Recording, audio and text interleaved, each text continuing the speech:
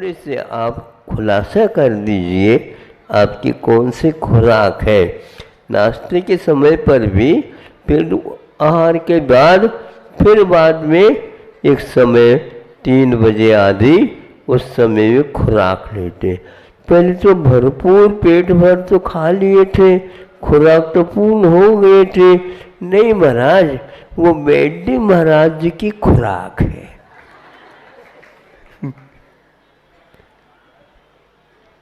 वैद्य जी महाराज ने क्या कहा, भोजन के समय पर भोजन करो और ये जो पुड़िया आप लेते जाओ। अरे भैया, इतना तो सारा खा लिया, इतनी पुड़िया क्या काम आएगी?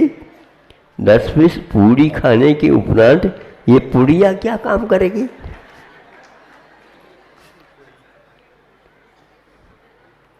बोलो आप।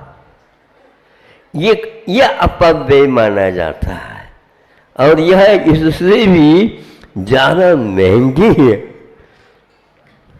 और इन पुड़ियों के खाने से कोई पहलवान नहीं होता। और ये पुड़िया खाते जाओ।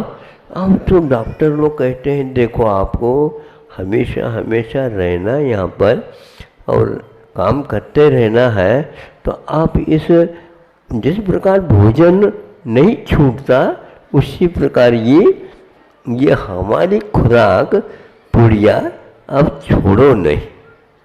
सुन रहे हो आप? है हाउ HOW हाउ है क्या?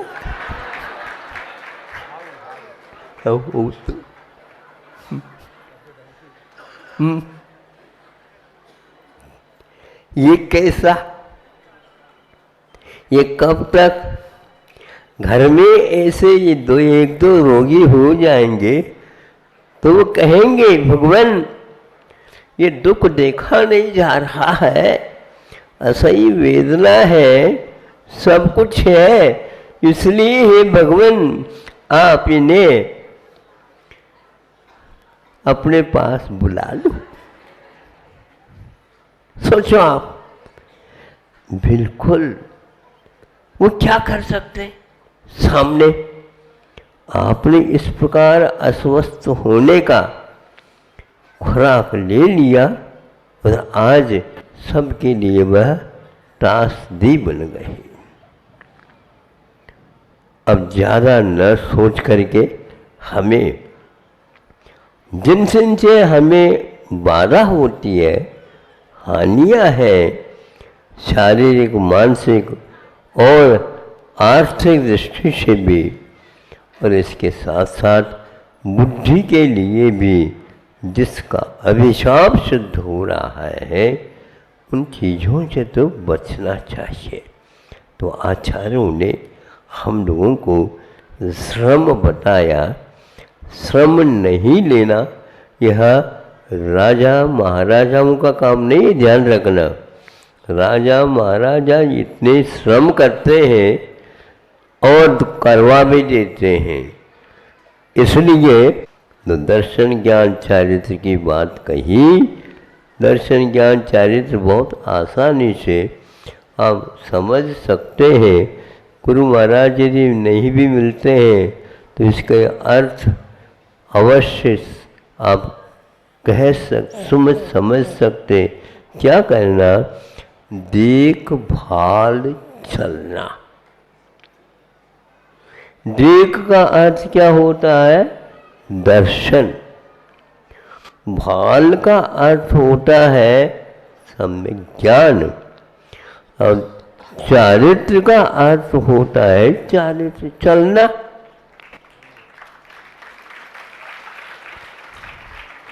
आप लोगों के लिए बस कब ताली बजाना इतना ही तो सिखाया गया है, इसलिए आप ताली बजाते हैं। वो ताली की संख्या भी यदि मान लो गिनते हैं तो कभी कभी बहुत बजने से दो कम भी होते चले जाते हैं। और एक आध बार तो एक आध व्यक्ति ही बजा लेता है, बाकी देखो यही है। आपके यह बहुत संख्या में बजाने से आप बहुत कुछ आगे बढ़ रहे हैं, ऐसा मैं कतई मानता नहीं है। यह हमारे लिए दिखाने के लिए आप लोगों ने बजाया, तो हम तो इससे अलग आओ कोई अर्थ निकालते नहीं। और यदि आप निकाल करके बताना चाहे तो हम उसको दूर से कह देते हैं। हमें इस प्रकार को अपने इस माइंड में यानी मस्तिष्क में रखना नहीं चाहते, क्योंकि आज मोदी साहब ने ये कहा है स्वच्छता अनिवार्य है, तो सबसे ज़्यादा मस्तिष्क में स्वच्छता रखना चाहिए।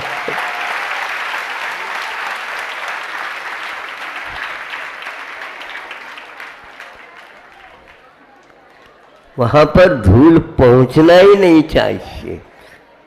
इसलिए आप लोगों से हमारा यही कहना है, गुरुजी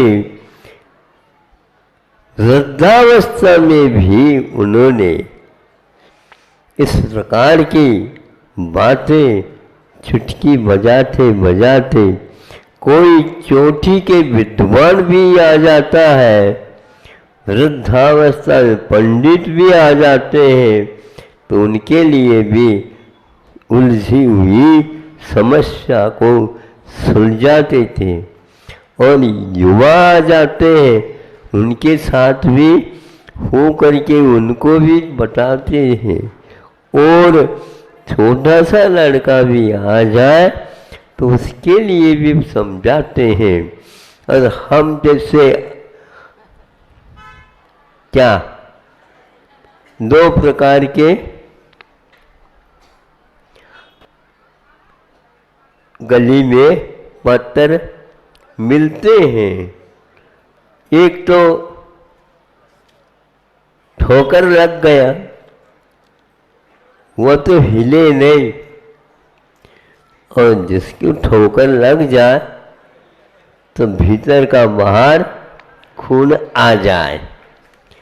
और एक को पत्थर लग गया तो पत्थर यदि लुढ़क जाता है तो वह इतना हानिकारक नहीं है। तो हमारे लिए कोई ऐसे कोई बात भी कह देते हैं, कोई असर ही नहीं पड़ता था। समझ में आ गया? हाँ जी महाराज, बिल्कुल समझ।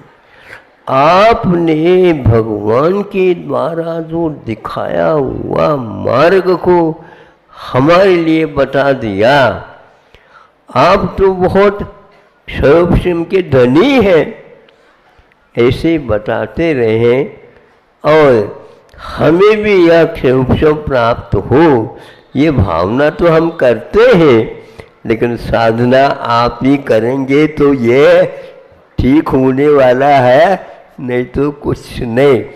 हम तो आपके ऊपर ही विश्वास रखते हैं कि गुरुओं के सानिध्य में रहने से आत्मा का स्वभाव तो ज्ञान है, और वह ज्ञान ही बढ़वाना बहुत एक काम कर रहा, गड़बड़ कर रहा है। क्या गड़बड़ कर रहा है? उसका स्वभाव है आत्मा को जलाने के लिए कायम तत्पर रहता है। इसीलिए आचार्यों ने हमें कहा कि सुनो, वही एकमात्र हमें चुनना चाहिए जिसके चुनने के उपरांत हमारा काम पूर्ण हो जाए।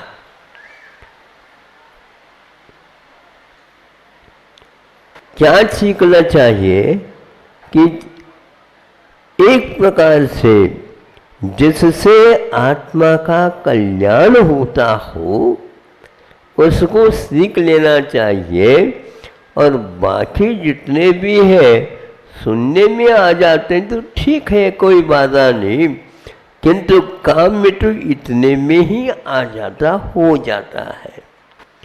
तो ऐसे वो समझा देते थे। गुरु हमेशा हमेशा घुट्टी की माध्यम से शिष्यों को खिलाता है, पिलाता है। घुट्टी क्या चीज है? घुट्टी वह चीज है जिसको घोल घोल करके, नहीं समझे, और गरम नहीं भी हो तो भी उसको यूं यूं कर रहे हैं, यूं यूं नहीं कि थोड़े से गरम है वो ठंडा कर रहे हैं। गरम नहीं है लेकिन थोड़े बहुत गरम है तो रहने दो, तो ठंडा करना तो ठंडा होने दो।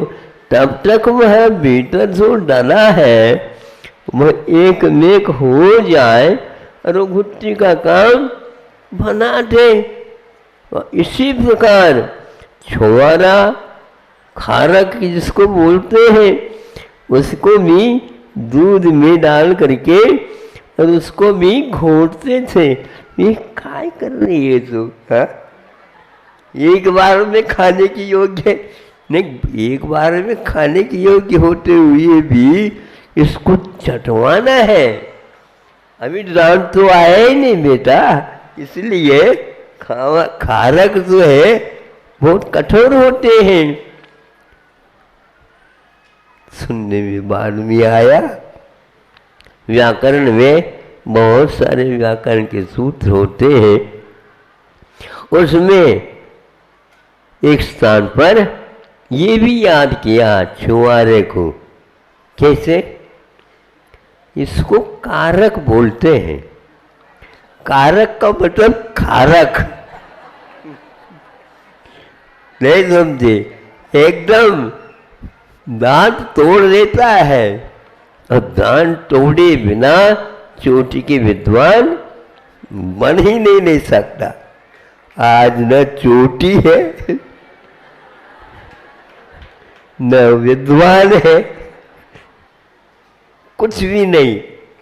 तो इसलिए खारक के घोटने से घुट्टी बनती है और उसको धीरे धीरे दूध में डाल करके पिला देते हैं, तब कहीं जा कर के वह हजम होता है। आप लोग श्रम सीखो, श्रम से ही श्रमण बनता है, और श्रम से ही एक प्रकार से क्या होता है? श्रावक बनता है। लेकिन दूसरी एक बात और है, श्रम से ही एक प्रकार से पसीना आता है, और जब पसीना आता है तो भीतर घुस करके बैठा हुआ रोग भी उस पसीना के माध्यम से दूर हो जाता है। तो अपने आप ही वह क्या स्वस्थ नहीं, ऐसा स्वस्थ कैसे हम बनाए? लो ब्लड प्रेशर और हाई ब्लड प्रेशर है, दोनों में लगाना। अब वो हाई और डाउन दोनों एक ऐसे क्यों हो रहा? उठक बैठक करो तो अपने आप ठीक हो जाएगा। हाँ, लेकिन आज के लोग यही क्या हुआ? ऐसे डिप्रेशन, हाँ, डीप प्रेशन होता, डीप डीप। एक और हमने सुना था पहले तो एक्सरे होते थे, तो एक्सरे होने के ऊपर नहीं, ये एक्सरे से थोड़ा सा और आगे बढ़ो, बहुत अच्छा है ये यंत्र। वो क्या है? Deep x-ray. ये हो गया। इसके उपरांत आगे और आ गया। इसमें क्या है? ये है MRI होता है, तो बाद में है वो, ये क्या हुआ, ये है, ये क्यों, इसमें क्या, उसमें तो डीप कहा था, डीप एक्सरे, इसमें स्लीप एक्सरे, उसमें सोना पड़ता है और इतनी आवाज होती है, कभी कभी नींद तो आ ही नहीं सकती, उसमें इतनी वह डीपली वो काम होता है, आवाज इतनी होती है, जैसे विमान में भी इस प्रकार नहीं होती, विमान की आवाज तो बाहर होती है, ज्यादा भीतर शांति रहती।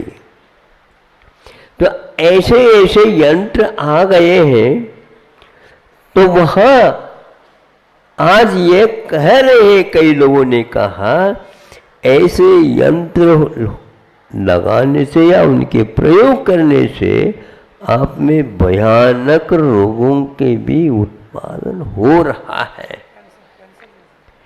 कैंसर जैसे खतरनाक रोग उसकी देन है, ऐसा वैज्ञानिक ने सिद्ध किया।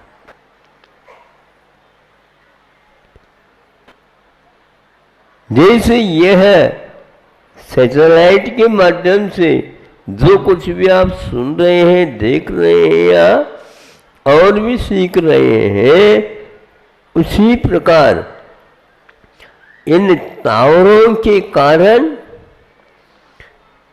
वहाँ पशु पक्षी, मुख्य रूप से पंख वाले पक्षी हैं, वे भी, उनकी संख्या भी कम होती जा रही है।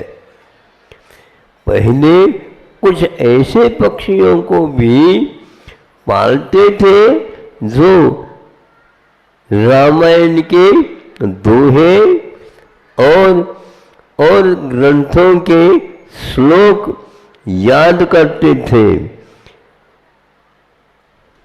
मैना और तीता आदि आदि कुछ होते हैं, वो इसलिए एक प्रकार से उनमें भी यह ग्रहण करने की क्षमता रहती है, तो वह भी काम करने लग जाते हैं।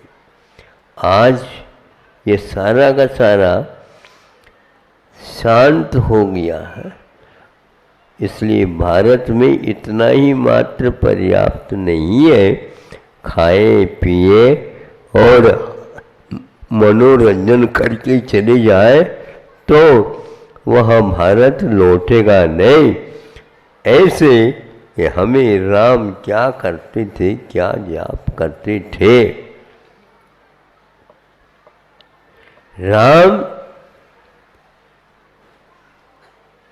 राम राम राम राम तो आपको सिखाया जाता है, जिसको तोता राम बोलते हैं, किंतु राम भी जाप देते थे। सुनना चाहो? है कौन सा जाप आपने सुना है क्या? नहीं है? फिर ये बताओ। वो ये कहते हैं कि राम राम राम ये कहते जाओ, लेकिन आराम के साथ कहते जाओ।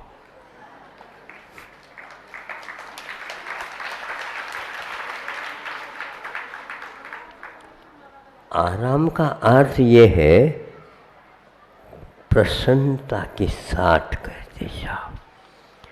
आत्मनि रमते इति राम है, और उसमें भी वह कैसे आसमन्तात राम है, ऐसा वह भाव भाषण हो तो राम या और किसी के लिए यह गुरुओं के द्वारा बताया जाता है कि तुम ऐसे ऐसे, वह सुनो या मत सुनो, हाँ निश्चित है मध्यम पांडव विजयो तो निश्चित।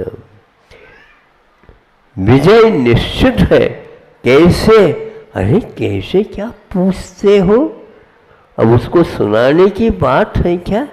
सामने तो देखो, एक यथाजात मुनि महाराज आ रहे हैं। इससे बढ़ करके शुभ और अवसर हो सकता है। इसलिए जिन्होंने ऐसे समय पर जो निकले हैं विजय के लिए, उनके लिए तो वरदान सिद्ध होगा। और जो व्यक्ति उस राम को नहीं याद करता है तो वह निश्चित रूप से क्या होगा बताओ? और कोई नहीं, राम राम राम राम राम राम राम राम राम राम 8-10 बार और कहो तो अपने आप ही मरा मरा मरा मरा पक्का होगा ये निश्चित, क्योंकि अर्थ कुछ है ही नहीं। आप 2 ही बार कर लो, लेकिन जब उसका स्वल्प विराम नहीं आएगा और अर्थ की ओर दृष्टि नहीं जाएगी, तब तक आपका मंत्र जाप वगैरह गलत है। रावण के मुख में भी राम राम होगा, क्योंकि अन्यत्र लिखा है कि राम अपने सिद्धि के लिए रावण अपने सिद्धि के लिए राम का ही नाम लेता था, किंतु किसी को बताता नहीं था। क्योंकि शुद्ध मंत्र नहीं होता, उनके लिए भी राम का नाम लेना वो शुद्ध ही हो जाता, क्योंकि उस पुरुष जो है शुद्ध है।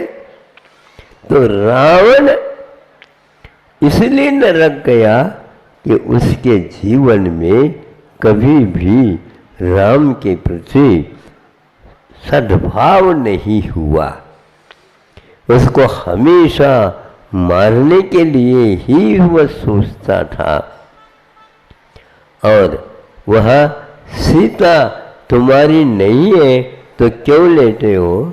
तो वो कहता था जैसे मैं लाया हूँ क्षत्रिय होने के नाते, हाँ मतलब क्षत्रिय होना इसीलिए परस्त्री का हरण करना, इसके लिए होता, लेकिन उसका तो यही धंधा था। नहीं, हम इसको तब उनको देंगे तो नहीं, हम ले आए हैं, ले जाना वो तो ले जाए, लेकिन ये ध्यान रखो क्षत्रिय को कुछ बिना कहे आप ले जा नहीं सकते। तो तुम छुप करके क्यों ले आए थे? तो वो ये कहता है कि मैं छुप करके नहीं, मैं तो बिल्कुल ठीक निकाल करके जा गया हूँ। यहाँ पर कोई हो तो कोई भी नहीं था, अकेली स्त्री, इसलिए तो हमने कहा यहाँ पर इसका कोई भी वारस नहीं है, इनके लिए कोई समझदारने वाले नहीं है, सुरक्षा भिक्षा कुछ भी नहीं है। हाँ, ये सबसे बड़ी भूल यह हुई है, राम की सीता को छोड़ करके नहीं जाना था और लक्ष्मण को रखा था वहाँ पर। हे लक्ष्मण, तुम यहीं पर रहोगे? हाँ ठीक है, आप जाओ। कहाँ काय के लिए जा रहे हो? वो तो सीता के लिए चाहिए, वो हिरण चाहिए। कोरो पानी के पास हजारों है बताते हैं।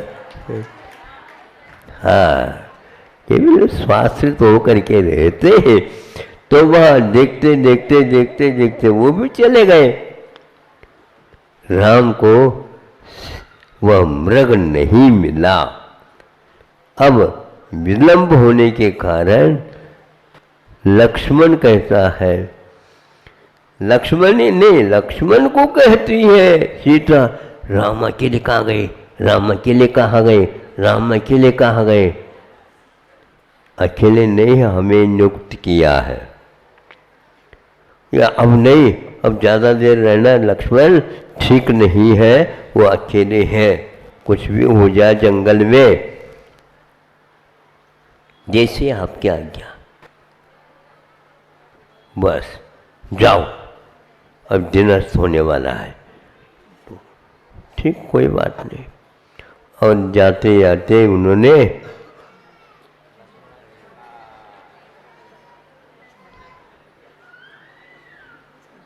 कितने तीन बार वहाँ कस्से रेखा के साथ उसको उल्लेखित कर दिया, मन से, वचन से, काय से। बस इसके बाहर आपको नहीं आना। ठीक ठीक, नहीं आऊँगा, मैं तो भीतर ही रहती हूँ। आओ, भूल जाओगे तुम भी। बहुत बार कहा, बाहर नहीं आना भाभी, बाहर नहीं आना। थोड़ी आने से थोड़ी होता है क्या? नहीं, आदि भीतर और आदि बाहर आकर के उसने देने का प्रयास किया। नहीं, ऐसा तो नहीं वो कहता है भिक्षु, ऐसा तो मैं नहीं रह सकता, क्योंकि मैं तो आंगन में ही रहने होऊंगा, तो आंगन में यदि भिक्षा मिलती तो ले लूँगा, नहीं तो नहीं ले सकता। ये हमारा, चलो कोई बात नहीं, भिक्षुक है। बस दोनों पैर बाहर रख करके दे दिया, उस समय चला गया। क्योंकि वहाँ पर तीनों जो रेखाएं खींची थी, उसमें मंत्र शक्ति विद्यमान थी, उसमें राम निश्चित थे और बाहर रावण खड़े हैं। अपहरण हो गया, यहां निश्चय का अपहरण हो गया और रावण के द्वारा सीता का अपहरण हो गया। अपहरण तो निश्चित है, या तो व्यवहार का आप अपहरण कराओ या तो निश्चय का। आप लोग आत्म तत्व का अपहरण कर नहीं है, इसलिए आज तक आपके पास वह आया ही नहीं विद्या। यथा जात दिख गए, यथा जात का अर्थ मध्यम पांडव और कुछ नहीं, वीतरागी संत का दर्शन हो गया, पर्याप्त है। आगे का जो कुछ भी नव भारत बनने वाला है वह विजय अवश्य मिलेगा, आपको मिलेगा। आप भी यदि जीवन का, यदि सार्थक जीवन जीना चाहते हो, निश्चित कर लो श्रम के साथ दर्शन ज्ञान चारित्र को भी एक प्रकार से घोटते चले जाओ, घोटते चले जाओ। कैसे घोटो? तो वो आचार्य कहते हैं, भैया जो ठंडाई बनाते हैं ना, हाँ, उसमें बादाम है, पिस्ते हैं, खसखस है और उसमें काली मिर्च है और शक्कर मिश्री है, वो है। फिर इसके उपरांत उसको घोटते घोटते घोटते घोटते तीनों अभिन्न अखिन्न सदुपयोग की निश्चल दशा, ऐसी निश्चल दशा उसमें से उत्पन्न होगी। वह कल ही गर्मी तो थी, सर्दी भी लग हो रही थी, हमने कहा देख तो थोड़े लोग थोड़े बहुत कभी कहा डाला होगा, सामग्री रह गई थी। देखो, ज्ञानोपयोग विश्रांत हो, ज्ञानोपयोग विश्रांत हो तो मिले निजी नैकट्य, तो मिले निजी नैकट्य। यह है, हम ज्ञान की उपासना कर ही नहीं सकते। ज्ञान को छोड़ दो, ज्ञान से काम मत दो, ज्ञान में मत झांको। आप उसमें झांकोगे तो वह विचलित करेगा, विकार से युक्त है, वह निराकार नहीं हो सकता। ज्ञान की उपासना करने वाला कभी भी निराकार दर्शनोपयोग की उपासना नहीं कर सकता। इसलिए समय सार का सार आपको दे रहा हूँ। ज्ञानोपयोग विश्रांत हो तो कभी तो मिले निजी नैकट्य, अपनी निकटता यदि पाती है। निकटता किसमें है? दर्शनोपयोग में निकटता है, ज्ञानोपयोग में विकटता है। इसलिए पसीना बहा जाओगे तो भी आपको कुछ नहीं होने वाला है, क्योंकि पसीना आना भी ठीक नहीं है और नहीं आना भी ठीक नहीं है।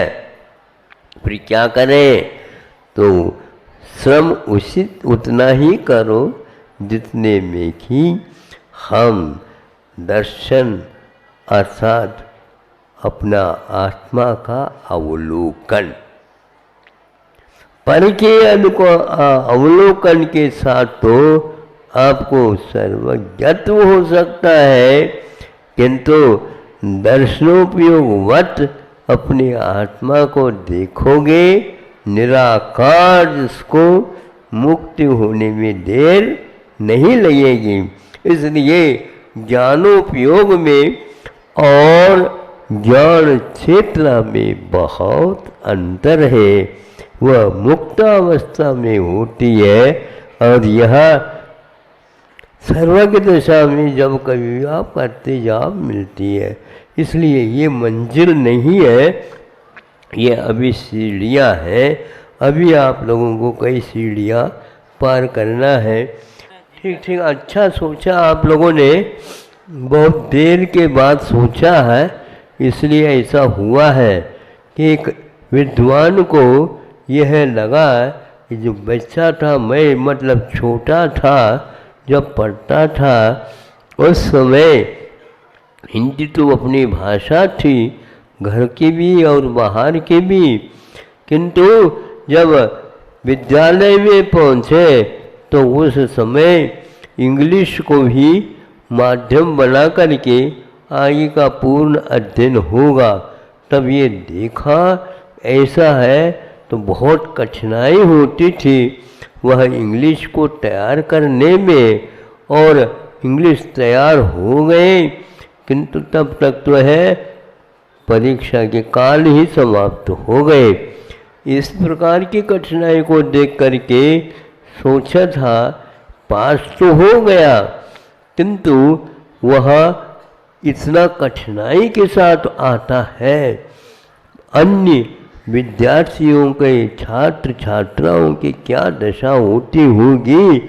इसलिए अंग्रेजी भाषा का माध्यम का ब्रह्मजाल नाम से उन्होंने ये पुस्तिका लिखी। जब पढ़ने में आई बहुत अच्छा इन्होंने श्रम किया है, इसमें श्रम ही नहीं किया, किंतु आगे इस प्रकार गलत श्रम न हो विद्यार्थियों में। आज विषय वस्तु पूरी रहती है, मस्तिष्क में है, किंतु वे लिख नहीं पाते, क्योंकि नियम बनाया कि आपको इंग्लिश में ही लिखना। इसलिए अधूरा पेपर दे करके आते बच्चे, और जो अच्छे नंबर ले आते हैं उन्हीं के लिए सब कुछ हो जाता है। और 1 से 9 तक 10 तक बस 90 90 90 90। फिर इसके उपरांत कुछ भी नहीं। 10 ही बच्चे मात्र 100 में निकलेंगे, 1000 में 100 निकलेंगे, 10,000 में 9,000, 10,000 में निकलेंगे।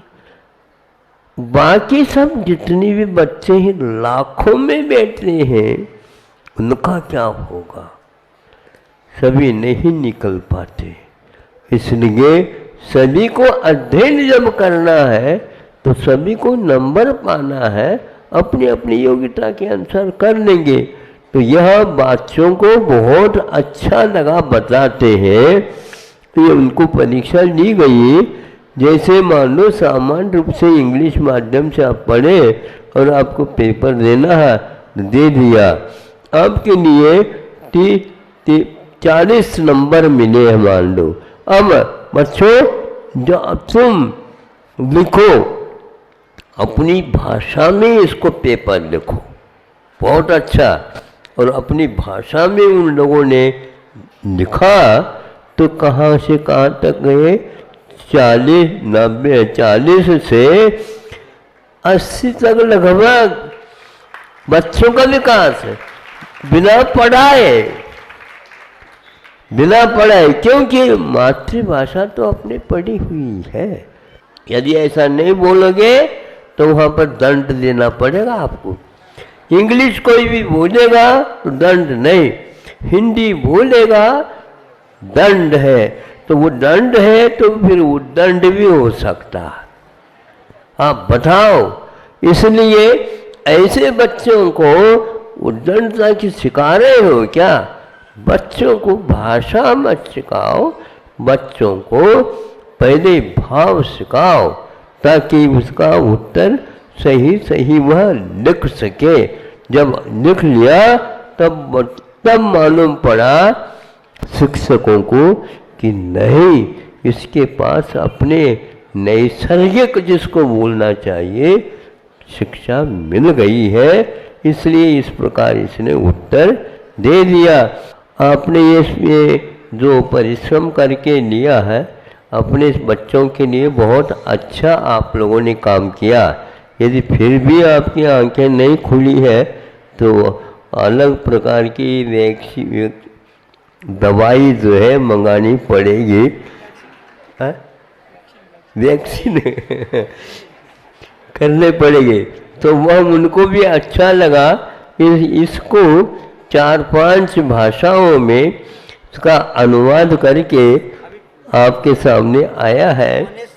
हाँ, बिल्कुल बिल्कुल। आप जितने चाहे उतने आप इसके प्रतियां ले सकते हैं और अन्य सभी के लिए कर देना। अनुवाद की शैली भी आ चुकी है। अनुवाद के माध्यम से आपके अध्ययन को कराया जाएगा और अब अच्छे ढंग से इसी प्रकार संस्कृत के भी और प्राकृत के भी अनुवाद अपभ्रंश में भी जो है होता है, जो हिंदी की जननी मानी जाती है उसके भी सारे अनुवाद हो रहे हैं। ये आप लोगों का सौभाग्य है। स्वाध्याय के लिए भी आपको अध्यात्म ग्रंथ, दर्शन ग्रंथ भी मिल जाएंगे और यह लौकिक शिक्षा के लिए भी ये सब काम आएगा और ये निश्चित रूप से आपका उत्साह बढ़ाने के लिए उन्होंने कार्य किया है। अहिंसा परमो धर्म की